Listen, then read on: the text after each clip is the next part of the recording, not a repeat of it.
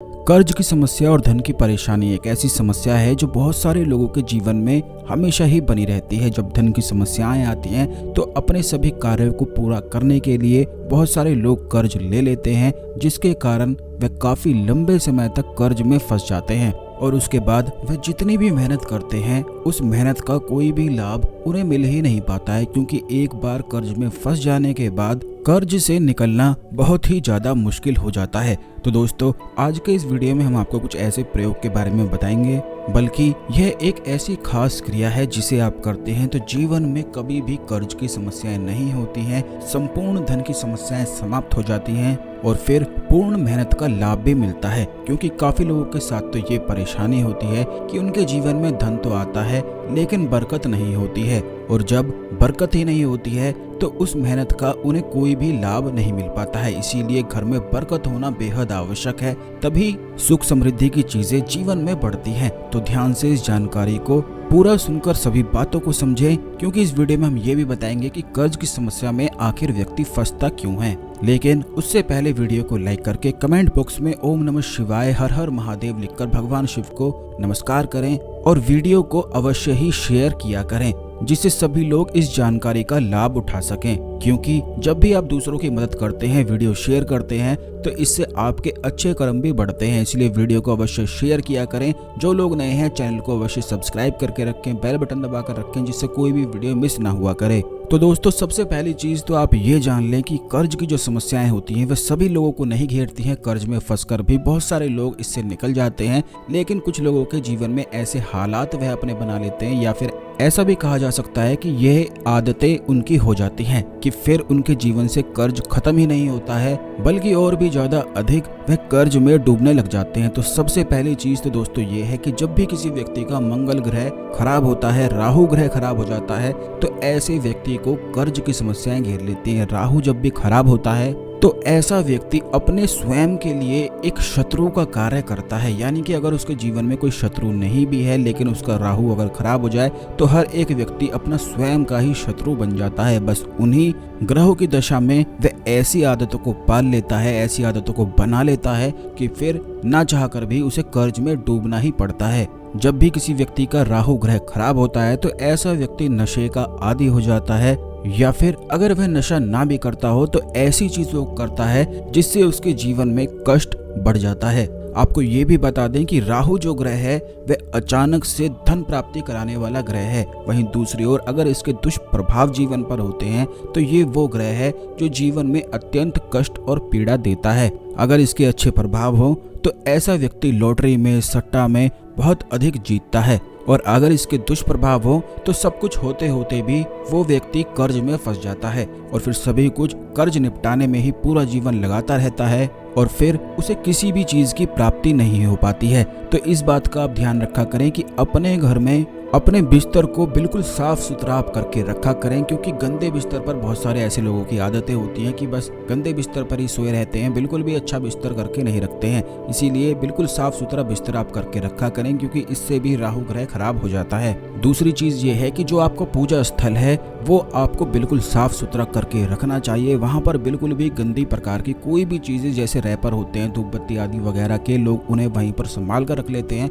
तो उन्हें आप फेंक दिया करें। तीसरी चीज ये है कि जो आपका पीने वाला पानी है, जहाँ पर भी आप अपना आरओ या कोई भी चीज जहाँ पर पानी आपका रखा जाता है, इसे हमेशा पूर्व या ईशान कोने में ही आपको लगाना चाहिए, क्योंकि ईशान कोना ईश्वर का कोना बताया जाता है और पानी ईश्वर का ही रूप कहा जाता है। यही कारण है कि बिना पानी के कोई भी व्यक्ति एक दिन भी जीवित नहीं रह सकता है। और जैसा कि हमने पिछले वीडियोस में भी आपको बताया है कि जो पानी होता है वह आपकी सभी बातों को समझता है, जानता है, और अपने अंदर ही उसका एक मेमोरी सिस्टम होता है। ये बात तो आजकल साइंटिस्ट भी जानते हैं कि अपना मेमोरी ही एक पानी में होती है। यानी कि जो भी उसके आसपास के लोग होते हैं, कैसी उनकी धारणाएं हैं, कैसे उनके मन की हालात हैं, यानी कि मन में वह क्या सोच रहे हैं, ये सब चीजें पानी जानता है। बल्कि ऐसा कहा जाता था कि पुराने समय में किसी गलत व्यक्ति के घर का, जो हमेशा दुखों में रहते हो, हमेशा चिंता में डूबे रहते हो, ऐसे घर का पानी भी आपको नहीं पीना चाहिए। और पुराने जमाने में ऐसे पीते भी नहीं थे, बल्कि अपना पानी स्वयं ही लेकर चलते थे। आपको ये भी बता दें कि जल में एक ऐसी अद्भुत शक्ति होती है कि इसमें किसी भी प्रकार की चीजों को स्टोर करके आप अपने कष्टों को भी मिटा सकते हैं। पिछली वीडियोस में काफी बार हमने इस बारे में बताया है और यही कारण है कि मंदिरों में चरणामृत का इस्तेमाल होता है, बल्कि जितने भी धार्मिक स्थल होते हैं वहाँ पर जल का इस्तेमाल निश्चित रूप से होता ही है। जब भी किसी भी चीज को शुद्ध किया जाता है तो हाथ में जल लेकर मंत्र पढ़कर उस पर छींटे मारकर ही उस सामने वाली चीज को शुद्ध किया जाता है। बल्कि पुराने समय में जब ऋषि मुनि किसी को श्राप भी देते थे तो वह भी जल के छींटे मारकर ही श्राप देते थे। इसीलिए जो भी आपका पानी है जो आप पीते हैं उसे बिल्कुल साफ सुथरी जगह पर ही आपको रखना चाहिए। बिल्कुल भी पानी का अपमान आपको नहीं करना चाहिए, क्योंकि ये बात आप जान लें कि इंसान का जो शरीर होता है वह 75% जल ही होता है, पानी ही होता है। जब भी किसी व्यक्ति का जल अंदर का यानी कि शरीर में जो उसके जल चल रहा है वह खराब होता है, तब केवल उसके जीवन में कष्ट और दुख आते हैं। पुरानी वीडियोस में हमने ये भी बताया है कि जब भी किसी व्यक्ति के अंदर का जल खराब हो जाता है तो उसके आसपास की जो नकारात्मक ऊर्जाएं होती हैं वो उस व्यक्ति पर प्रभाव डालना शुरू कर देती हैं और बस वहीं से फिर आपके जीवन में कष्टों की, परेशानी की और चिंताओं की शुरुआत हो जाती है। तो सबसे पहली चीज तो आप इसी चीज का ध्यान रखा करें कि जो भी जल आप पीते हैं बिल्कुल आपको साफ जगह रखना चाहिए। दूसरी चीज आप ये करना शुरू करें, जब भी आप जल पीते हैं उस जल में देखते हुए आप 11 बार इस बीज मंत्र को बोल लें। यह बीज मंत्र है श्रीम, जो कि माता लक्ष्मी का बीज मंत्र है। यह मंत्र में माता लक्ष्मी की संपूर्ण शक्तियां विराजमान होती हैं। तो जब भी आप जल पीते हैं, पानी पीते हैं तो गिलास हाथ में पकड़ते हुए बस आप उसे देख लें और 11 बार मन ही मन श्रीम बोल दें। इससे सामने वाले को भी कुछ पता नहीं चलेगा और बस उसके बाद पानी पीना शुरू करें। ऐसा करने से जब आप इस क्रिया को मान लीजिए आज से शुरू करते हैं तो 11 दिन में आपके शरीर के पानी में बदलाव होने लग जाएगा।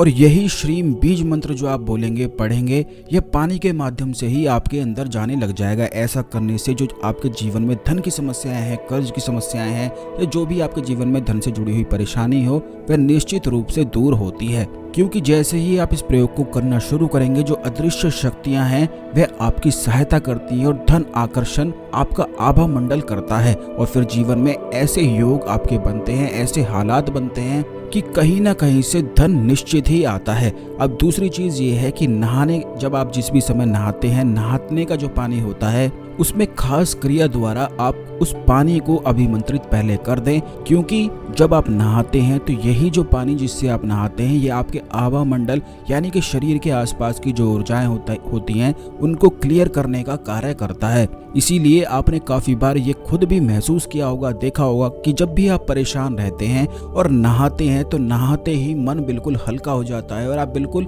शांति महसूस करते हैं। इसीलिए कहा भी जाता है कि जिस जल को अगर आप अभिमंत्रित कर लें और उस जल से नहाया जाए तो आप अपनी ऊर्जाओं को यानी कि आकर्षण करने की जो शक्तियां हैं उनको कई गुना अधिक बढ़ा सकते हैं। लेकिन आपको ये भी बता दें कि जिस पानी से आप नहाते हैं उस पर किसी भी ऐसे ही कोई भी मंत्र आपको नहीं लिखना है। बस कुछ खास मंत्र होते हैं जिन्हें जल पर लिखा जा सकता है, जैसे कि माता भुवनेश्वरी का बीज मंत्र है ह्रीम। भुवनेश्वरी देवी को संसार के सभी सुखों की, सभी समृद्धि की देवी बताया जाता है। और बस नहाने से पहले 1 बाल्टी पानी आपको भर लेना है।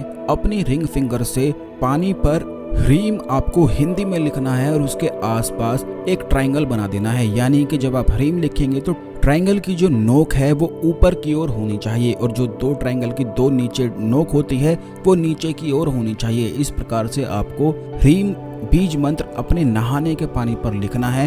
उसके बाद संपूर्ण पानी को मिला देना है और बस फिर उस पानी से रोज नहाना शुरू करना है। बहुत सारे लोगों के पास ऐसी समस्याएं होती हैं कि वह बाल्टी के पानी से नहीं नहाते हैं, शावर से नहाते हैं, तो तब भी इस प्रयोग को किया जा सकता है। आप शावर से नहा सकते हैं, लेकिन एक मग्गे में पानी लेकर लास्ट में ये क्रिया को करके बस लास्ट में पानी अपने ऊपर डाल लें और फिर आपको कुछ भी करने की आवश्यकता नहीं है। तो दोनों तरह से यह प्रयोग को किया जा सकता है। इस प्रयोग को करते ही यह जो बीज मंत्र है आपके आसपास एक सुरक्षा घेरा बना देता है, जिससे जीवन में जो धन से जुड़ी हुई परेशानी होती है या सांसारिक सुखों से जुड़ी हुई जो परेशानी होती है वह जीवन में नहीं आती है और वह अदृश्य शक्तियां आपकी सहायता करती हैं जिस भी चीजों में आप फंसे हुए होते हैं। तो ये जितनी भी बातें हमने आपको बताई हैं इन्हें एक बार फिर से ध्यान से सुन लें, क्योंकि इसमें बहुत सारी बातें आपको बताई गई हैं। इस जानकारी को अन्य लोगों के साथ भी शेयर करें और अपने अच्छे कर्मों को जरूर बढ़ाएं।